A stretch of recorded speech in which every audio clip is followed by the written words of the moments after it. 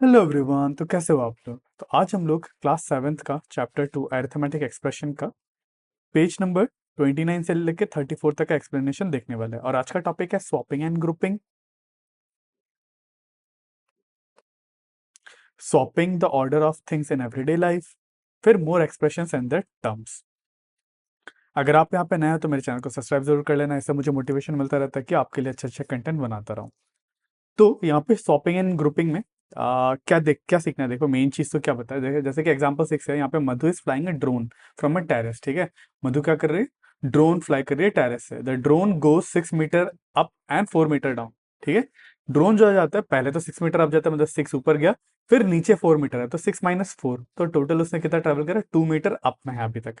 ठीक है, तो इस एक्सप्रेशन को मैंने कैसे लिख लिया? 6 + 4 - 2, ये हो गया इसका एक्सप्रेशन, है ना। 6 - 4 = 2। ठीक है, अब देखो यहाँ पे टर्म कौन कौन सा है। ठीक है, इसको अगर आप टर्म्स में लिखो तो आप कैसे लिख पाओगे? 6 + -4। ठीक है, तो यहाँ पे ये टर्म हो गया 6 और -4 टर्म्स हो गया, तो इसका भी वैल्यू क्या ही आएगा? -2 ही आएगा, सॉरी 2 मीटर ही आएगा। ठीक है, अब देखो यहाँ पे क्या है, ये वाला क्या है? This is my first term, है ना, ये वाला फर्स्ट टर्म है, और ये क्या है? सेकंड टर्म है। अब क्या मैं इस टर्म को स्वैप कर सकता हूँ? पहले फर्स्ट टर्म सेकंड टर्म को फर्स्ट लिखूं, इसको पहले लिखूं, फिर इसको बाद में लिखने से वैल्यू में चेंज आएगा क्या? देखते हैं। पहले मैं लिखता हूँ -4 + 6। -4 + 6 क्या होता है? ये भी 2 ही होता है। ठीक है, मतलब टर्म्स टर्म्स को अगर मैंने स्वैप करा तो मेरा वैल्यू चेंज नहीं होने वाला। ठीक है, यहाँ पे यही बताया। 6 + -4 लिखो या फिर -4 + 6 लिखो, आपका आंसर 2 ही मिलने वाला है। ठीक है, अब यहाँ पे now consider the expression having 3 terms. अब 3 टर्म वाला एक्सप्रेशन दिया हुआ है। ठीक है, अब 3 टर्म वाले एक्सप्रेशन में देखो, आप मतलब इसको जैसे भी कैलकुलेट करो, जैसे कि -7 + 10 -11, यहाँ पे 3 टर्म्स है, ये और ये -11। ठीक है, अब इन 3 टर्म को अगर आपको ऐड करना हो तो चाहे आप पहले 2 टर्म को ऐड करके जो भी आंसर आता है उसको इसके साथ ऐड करो, या तो लास्ट के 2 टर्म को पहले ऐड करो, फिर जो भी आंसर आता है फर्स्ट टर्म के साथ ऐड करो, आपको आंसर सेम ही मिलने वाला है। ठीक है, चेक करते हैं। तो सबसे पहले हम लोग करते हैं -7 + 10। -7 + 10 कितना होता है? -7 + 10 कितना होता है? 3 होता है। अब 3 को मैं -11 के साथ ऐड कर दूंगा। 3 + -11, 3 + -11 कितना होता है? -7। ऐसे मुझे आंसर है -7। अब क्या करूंगा? इन दोनों को मैं पहले सॉल्व करूंगा, मतलब 10 + -11, है ना। कहीं पे मैंने गलती करा क्या? ठीक है, देखते हैं। अरे सॉरी, 3 + -11 ये नहीं होता, -8 होता है। ठीक है, हाँ ये -8 होगा, है ना। अब 10 + -11 कितना होता है? 10 + -11 होता है आपका -1। अब अब क्या करूंगा? इसका मेरे को आया -1, अब -1 को -7 के साथ ऐड कर दूंगा, मतलब -7 + -1 ये होता है -8। ऐसे भी आपका आंसर सेम ही आने वाला है। ठीक है, चलिए, तो इससे मुझे ये बात का पता चलता है कि टर्म 1 + टर्म 2 इसको ऐड करने के बाद फिर टर्म 3 के साथ ऐड करें, सेम एज टर्म 2 + टर्म 3 उसको टर्म 1 के साथ ऐड करें। ठीक है, चलिए, तो यहाँ पे हम लोग को कुछ क्वेश्चंस दिए हुए हैं, जैसे कि 30 + 4 × 5, यहाँ पे ये वाला एक टर्म है, ये वाला एक टर्म है, तो इन दोनों टर्म को सेपरेट करके मैं ऐड कर लेता हूँ। ठीक है, वैसे ये वाला और एक आपको एक्सप्रेशन दिया हुआ है, यहाँ पे 7 और × 8 दिया हुआ है, यहाँ पे पता नहीं, यहाँ पे 7 × 8 दिया हुआ है, शायद से गलती करा ना। हाँ, यहाँ पे 7 × 8 होना चाहिए। ठीक है, क्वेश्चन में ही गलती है, क्योंकि सोल्यूशन में इन्होंने ऐसे 7 × 8 दिया हुआ, या फिर इसको 7 × 8 लिख लो, है ना, या फिर इसको 7 × 8 कर लो, एक को कर लो। ठीक है, अब इसको भी हम लोग कैसे इवेलुएट करेंगे? 5 × 3 + 2, तो मेन ये वाला प्लस है, ब्रैकेट वाला अंदर का प्लस को हम लोग को नहीं देखना। ठीक है, तो मेन प्लस कहाँ पे है? यहाँ पे एक प्लस है, ये वाला प्लस है, तो प्लस से सेपरेट होने वाला चीज ये एक है, ये एक है, ये एक है, ये 3 टर्म्स है, ये एक टर्म, ये 2 टर्म, ये 3 टर्म। ठीक है, इसको हम लोग कैलकुलेट करके फाइनल आंसर निकाल सकते हैं। तो चलिए इसका आंसर निकाल लेते हैं। इसका आंसर कैसे निकलेगा? जैसे कि 5 × 3 + 2, पहले 3 + 2 ब्रैकेट के अंदर वाला कैलकुलेट करना पड़ेगा, तो ये बन जाएगा 5 × 3 + 2 होता है 5, प्लस 7 × 8, 8 × 7 = 56 होता है, प्लस 3, तो ये हो गया 5 × 5 होता है 25, प्लस 56 प्लस 3, सो 25 + 56 ये कितना हो जाएगा? मान लो 55 होता, एक कम कर दिया, 55 + 25 80, 81, 84 हो जाएगा इसका आंसर। ठीक है, चलिए, तो यहाँ पे क्वेश्चन दिया हुआ है, Mansa is adding a long list of numbers, ठीक है। मानसा क्या करी, एक लॉन्ग ऐसा लंबे लिस्ट का नंबर्स है, और it took her 5 minutes to add all of them and she got the answer 11749। इसने क्या करा, ये सभी सारे नंबर्स को, 5 नंबर्स को उसने जब ऐड किया तो उसको 5 मिनट लगे इसको ऐड करने के लिए, और उसका आंसर क्या मिला, 11749। उसके then she realise that she had forgotten to include the four number, but जब उसने ऐड किया तो उसने ये वाला नंबर इंक्लूड करना भूल गया, तो इसने किसका एडिशन निकाला, बस ये 4 नंबर का एडिशन निकाला, ठीक है। और उसका एडिशन कितना आया, ये आया, ठीक है। क्या आया, इन 4 नंबर का एडिशन 11749। तो अब बोला है, तो उसने ये तो गलती कर दी, अब क्या उसको शुरू से वापस से सब कुछ शुरू करना पड़ेगा क्या, तो नहीं करना पड़ेगा ना। अब जो भी उसको फाइनल आंसर आया, ये वाला जो आंसर है, इसके साथ ही बस वो फाइनल यहाँ पे ऐड कर दे, है ना, प्लस 9055, इसको ऐड करने से उसको फाइनल आंसर मिल जाएगा। आप उसको शुरू से ही सब कुछ ऐड करने का जरूरत नहीं है, ठीक है। इसी को हम लोग क्या कहते हैं, cumulative property of addition. Cumulative property of addition मतलब क्या होता है, जैसे कि 2+3+4+5 है मान लो, ठीक है। तो मैं क्या कर सकता हूँ, पहले 2+3 करूँ, 2+3 कितना होता है, 5 होता है। फिर ये हो जाता है क्वेश्चन 5+4+5। अब पहले ये दो कर लेता हूँ, फिर 5+4 होता है 9, 9+5, फिर 9+5 होता है 14। तो ऐसे आप ऐड कर सकते हो। तो 5 नंबर को ऐड कर रहे हो, मतलब ये पहले दोनों आपने ऐड कर दिया, फिर जो भी सम आया उसको इसके साथ ऐड करा, है ना। फिर जो भी सम आया आपने इसको इसके साथ ऐड करा, फिर जो भी सम आया उसको उसको आपने जब इसके साथ ऐड किया तो आपको कितना आया था, 11749। अब बस जो भी सम आया होगा उसको इसके साथ ऐड कर दो, तो आपका आंसर फाइनली मिल जाएगा, आपको वापस से दोबारा से स्टार्ट नहीं करना। तो नेक्स्ट टॉपिक है swapping the order of things in everyday life. तो हम लोग अपने सारे ही चीज को, जो डेली लाइफ हो या फिर मैथ्स में, सभी चीज को स्वैप कर सकते हैं क्या, नहीं कर सकते ना। वो डिपेंड करता है, मैथ्स में हम लोग एडिशंस में टर्म्स को स्वैप कर सकते हैं, बट आप जब जूता मोजा पहनते हो ना, पहले क्या करते हो, पहले सॉक्स पहनते हो फिर शूज पहनते हो।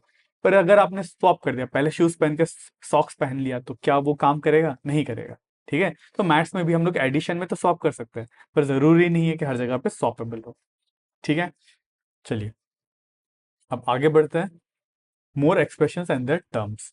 तो यहाँ पे एग्जांपल 7 में कहा है, Amu, Charan, Madhu and John went to hotel and order 4 dosas, each dosa cost 23 and they wish to thank the waiter by tipping him 5 rupees, ठीक है। Right an expression describing the total cost, ठीक है। अब 4 लोग थे, है ना, और 4 डोसा लिया, और एक डोसा का प्राइस कितना कितना था, 23 था। 4 डोसा का प्राइस कितना होगा, 4 × 23, तो यहाँ पे दिया हुआ है।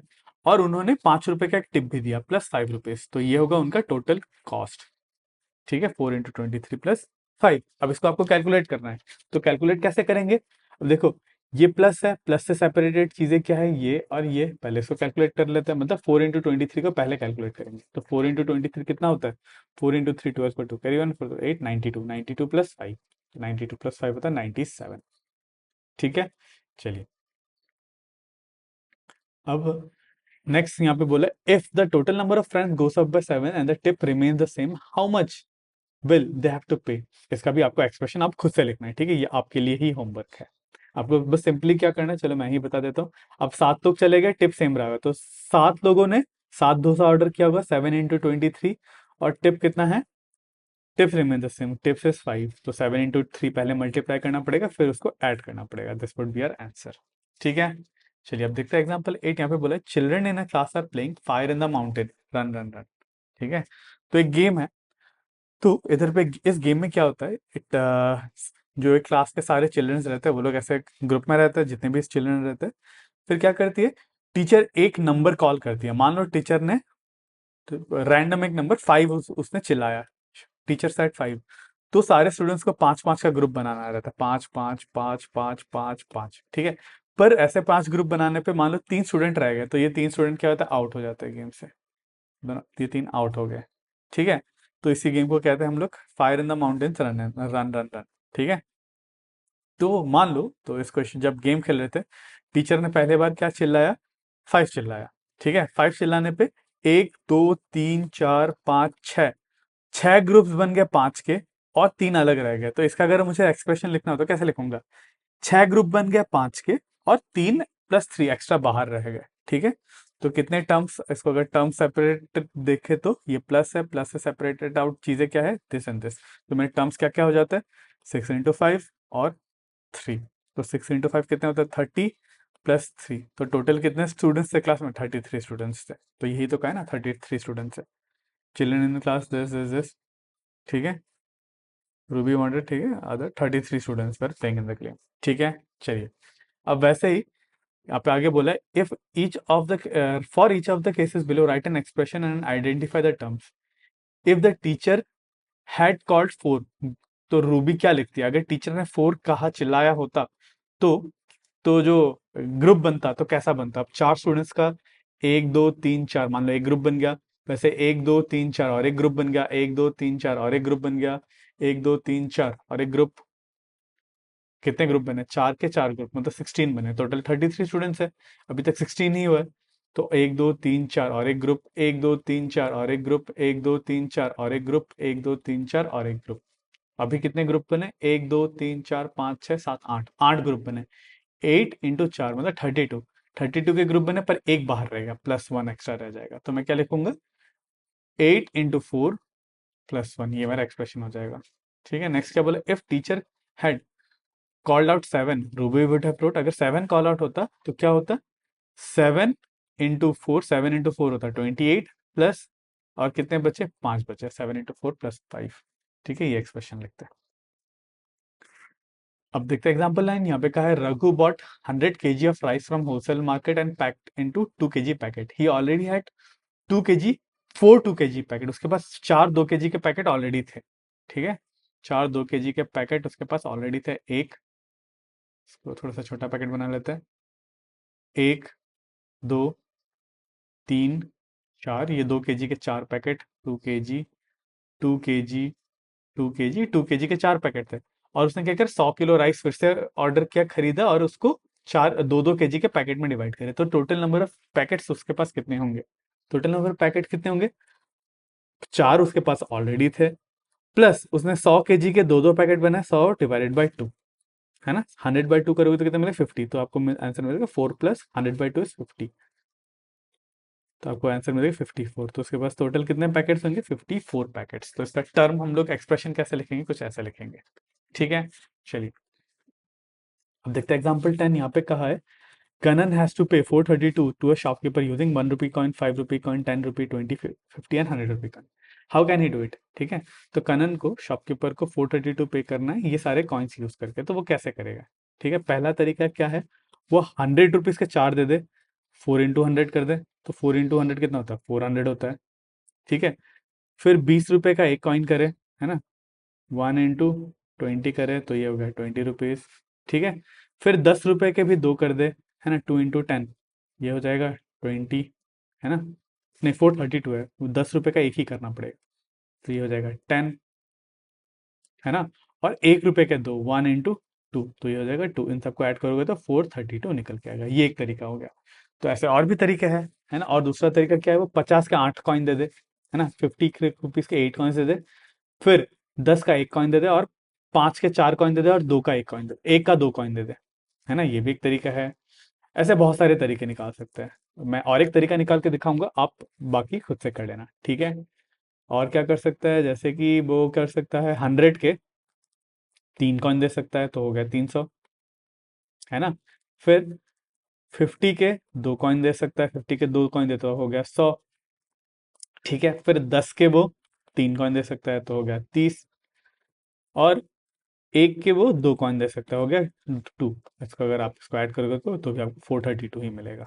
ठीक है, so this could be another way. इसको मैं थोड़ा सा बाजू में लिख लेता हूँ इस क्वेश्चन में, ताकि प्रॉब्लम ना हो। इसको करके थोड़ा सा छोटा करके मैं इसको, इसका सोल्यूशन को कहाँ पर रख दूँ, यहाँ पर रख देता हूँ। ठीक है, चलिए, अब देखते हैं एग्जाम्पल 11। तो एग्जाम्पल 11 में कहा, here are two pictures, which of this two arrangement matches the expression 5 × 2 + 3। अब इनमें से कौन सा अरेंजमेंट आपको 5 × 2 + 3 मैच करता है। ठीक है, तो यहाँ पे देखो, यहाँ पे दो दो के, एक दो एक दो एक दो एक दो एक दो एक दो के 5 अरेंजमेंट्स है, तो इसको क्या आप ग्रीन कलर को आप 5 × 2 लिख सकते हो, है ना, 5 × 2 ग्रीन वाले को लिख सकते हो, प्लस ये कितना बचा, एक दो तीन, तीन बचा, +3, तो इसको मैच करेगा ये वाला एक्सप्रेशन। ठीक है, इसका भी एक्सप्रेशन आप लिख सकते हो। इसका कैसे लिखोगे, देखो यहाँ पे कितना है, 3 ब्लू है, 1 2 3, और यहाँ पे 1 2 3 4 5, 5 क्या है, येलो है, यहाँ पे भी 1 2 3 ब्लू है और 1 2 3 4 5 है ना, 3 ब्लू है और 5 येलो है, और ऐसे कितने रॉड्स है इंटू टू। ठीक है, एक रॉड में 3 + 5 है, और ऐसे कितने रॉड्स है, 2 रॉड्स है। इसका एक्सप्रेशन कुछ ऐसा बनेगा। ठीक है, अब इसका इन्होंने आंसर भी निकाल के दिया है। 5 × 2 + 3 का आंसर क्या होगा, 5 × 2 कितना होता है, 10 होता है। 10 + 3 = 13। ठीक है, ऐसा आपका आंसर 13 आएगा। चलिए, अब यहाँ पे बोले right the expression for the arrangement the right, ये वाला जो राइट है इसका एक्सप्रेशन लिखना है। इसका एक्सप्रेशन कुछ ऐसा निकल के आएगा। ठीक है, अगर इसको हम लोग सॉल्व करेंगे तो क्या करेंगे, पहले ब्रैकेट को सॉल्व करेंगे। ब्रैक तो ब्रैकेट के अंदर क्या है, 3 + 5, 3 + 5 = 8। 8 × 2, 8 × 2 कितना होता है, 16। अगर आप काउंट करोगे यहाँ पे 16 आपको ऐसे बॉक्स मिलेंगे, 1 2 3 4 5 6 7 8 9 10 11 12 13 14 15 16, यहाँ पे 16 है और इसमें 13 है, मतलब काउंट करोगे सारे बॉक्सेस को 13 मिलेगा। 1 2 3 4 5 6 7 8 9 10 11 12 13। ठीक है, सो आंसर इज राइट। चलिए, तो नेक्स्ट क्लास में हम लोग करेंगे पेज नंबर 34 का फिगर इट आउट के क्वेश्चन नंबर 1 2 3, और इसका लिंक आपको स्क्रीन में ही दिख रहा होगा। तो आज के लिए बस इतना ही। अगर आपको इस वीडियो से थोड़ा सा हमें नॉलेज मिला तो मेरे इस वीडियो को लाइक ज़रूर करना और मेरे चैनल को सब्सक्राइब ज़रूर करना। तो मिलते हैं अगले वीडियो में।